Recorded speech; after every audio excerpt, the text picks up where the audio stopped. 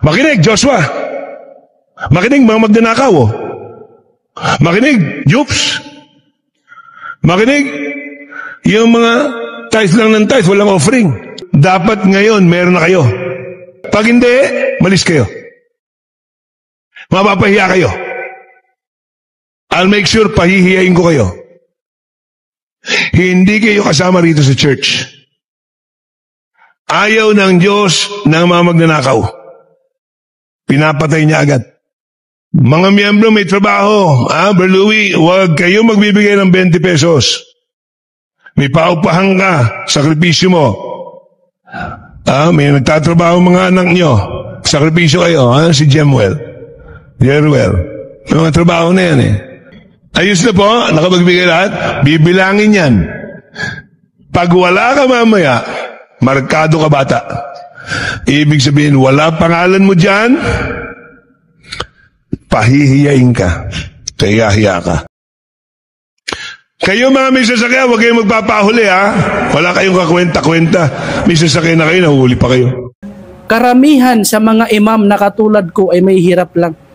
Ako nga, hindi pa ako nakakahawak ng sarili kong manubela, bro.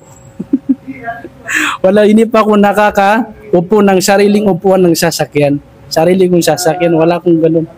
At nakikirinta pa lang din ako hanggang ngayon. Nagre-renta ako, wala akong bahay.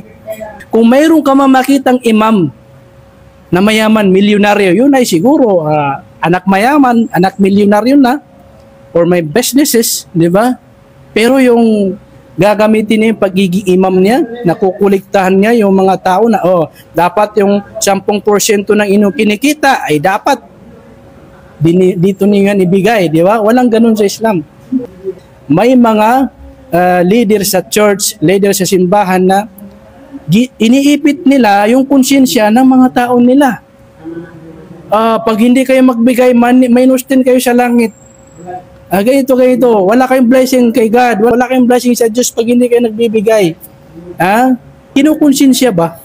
So, sa Islam, wala pong ganyan. Hindi. Tinuturo yung kabutihan ng pagbibigay ng kawang-kawa, pero yung konsensyahan yung mga tao para makakuha ka ng limpak-limpak, wala. So kami, kumakayod kami. Ako nagtitinda ako, nag-online business ako. May online ako na unting paninda. Hindi ako umaasa sa binibigay sa akin at wala akong sinisingil sa mga tao ko, wala. So, hindi pera yung hangad sa Islam. Kaligtasan. At isipin niyo bro, may mga pare, at may mga pastor mula sa Kristyanismo, iniiwanan yung pagiging pare, iniiwanan yung pagiging pastor, pumapasok sa Islam. Iniiwanan nila yung mga pribilehiyo. Marami kasi silang pribilehiyo sa simbahan nila. Iniiwanan nila, pumapasok sila sa Islam. Pagpunta nila sa Islam, ordinaryong Muslim lang sila.